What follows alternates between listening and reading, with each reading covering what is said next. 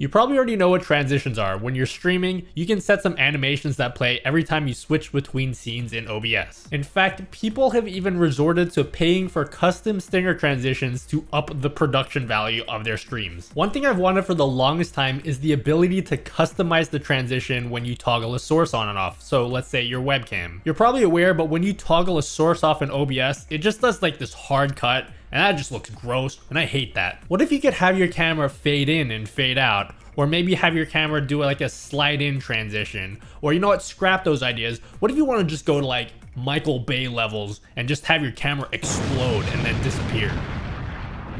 You probably figured it out by now, but yeah, that's what I'm going to show you today. Congratulations, detective. Give yourself a pat on the back. Now, some of you smart people are probably thinking, oh, we're gonna do some duplicating of scenes in OBS or programming a stream deck or some other weird, complicated method. We're not actually gonna be doing any of that, but before you get too excited, I will also be telling you why you may or may not want to do this, at least for right now.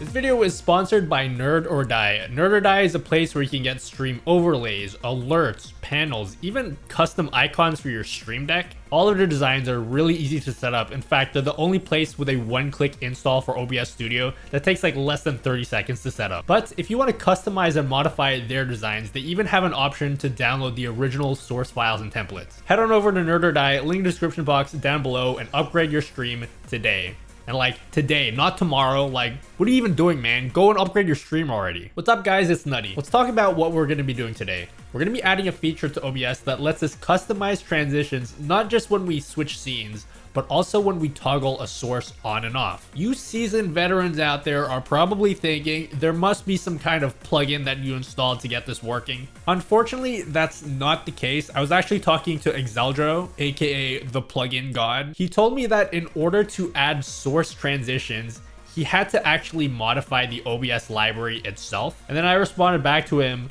I don't really know what that means, but I guess I'll take your word for it. What we're actually going to be doing is downloading an unofficial build of OBS that has this feature. If you want to get this build of OBS, you have to create a GitHub account, which is totally free, by the way. Then go into the link in the description box down below and then download the build there. If you go to the link, you'll see builds for Windows, Mac, and Linux. And if you're not signed into GitHub, all of these links will be blanked out and you're not going to be able to click on them. So if you see that, make sure you're signed in. We're gonna assume most of you guys are running Windows 10, so download the win64.zip file and then just unzip it. And then inside that zip file is another zip file for some reason. Anyway, unzip that zip file. In the end, you should see 3 folders: a bin folder, a data folder, and an OBS plugins folder. This is an entire OBS install, so you have 2 options here. The first option is to overwrite your existing OBS install, and this will keep your scenes, your settings, all the plugins you have installed. So if you want to do that, take these 3 folders, go to where your OBS is installed, then drag it over, and when it says to overwrite, then just accept it.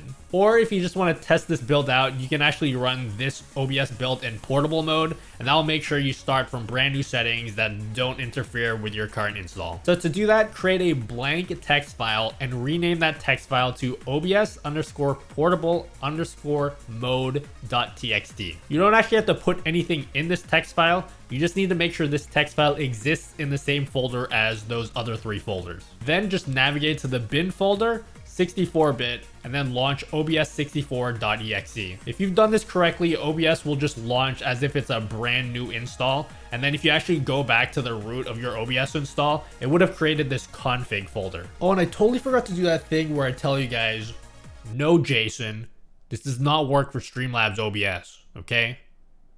Please do not downvote this video. So now that OBS is open, how does it actually work? If you right click on any source, you'll see 2 new options. One will be a show transition, so that's when you toggle a source on.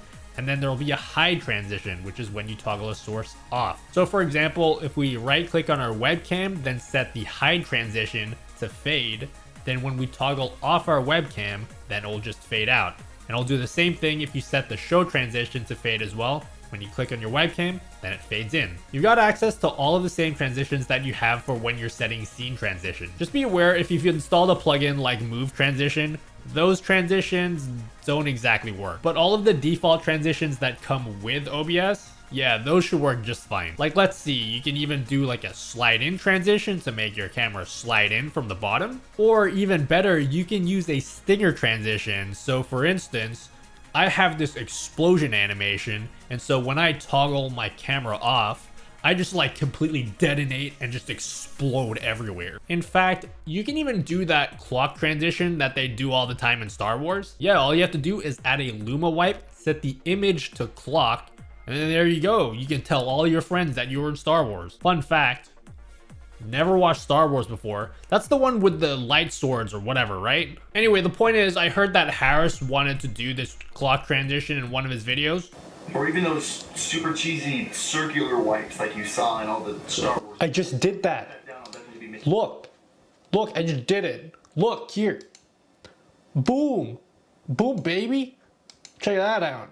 However, I'm sure some of you smarter people watching this, He just called me smart. if you figure it out before I post the video, clip it, tweet it at me. I'd love to see what you want. You hear that? He said tweet at him. So one of you guys tweeted at him, so I look smart. Speaking of Mr. Heller, he did this scene transition trick tutorial where he does this really advanced scene transition. If you haven't seen it, it's actually pretty cool. He does like a stinger transition from his camera to his game scene, and then his camera does like this cool fade in. I'm not going to explain the whole thing, but TLDR, he uses a Stream Deck to program this really complicated multi-action event. Part of that multi-action requires him to set up a temporary scene in OBS, which is exactly the same as his game screen, but this one doesn't have his camera on it. So he's basically programmed his Stream Deck to transition from his intermission scene to his temporary scene, then to his game scene. Now, if that sounds confusing and complex, well, you're right, that's why I don't do it in my stream. But with these new source transitions, we can just cut out the need for this temporary scene garbage,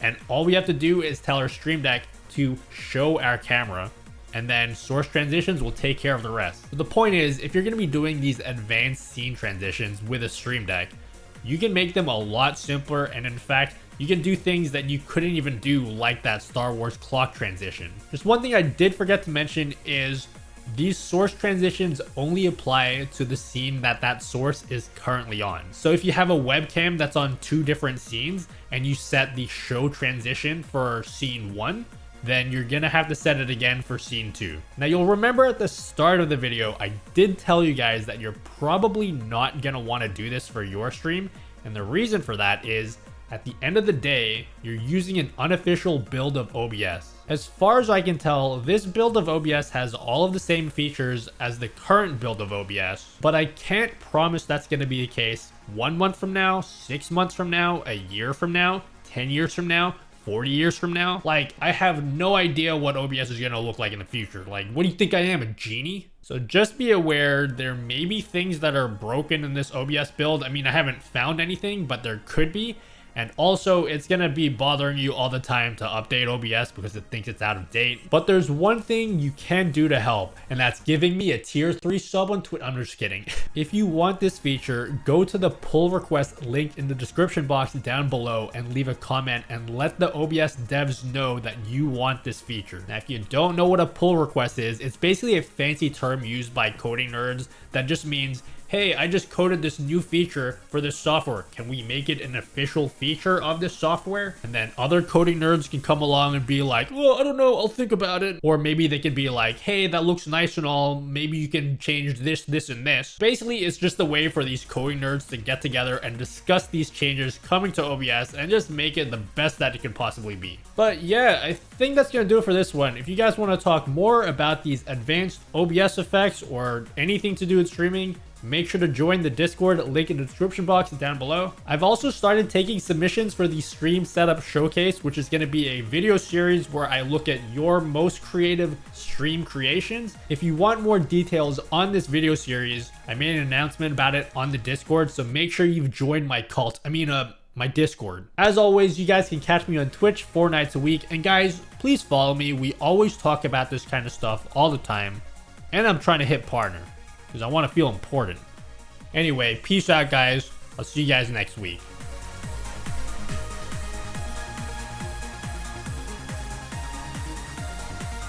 I always do this cool thing where I walk away from the camera, but I don't actually do anything.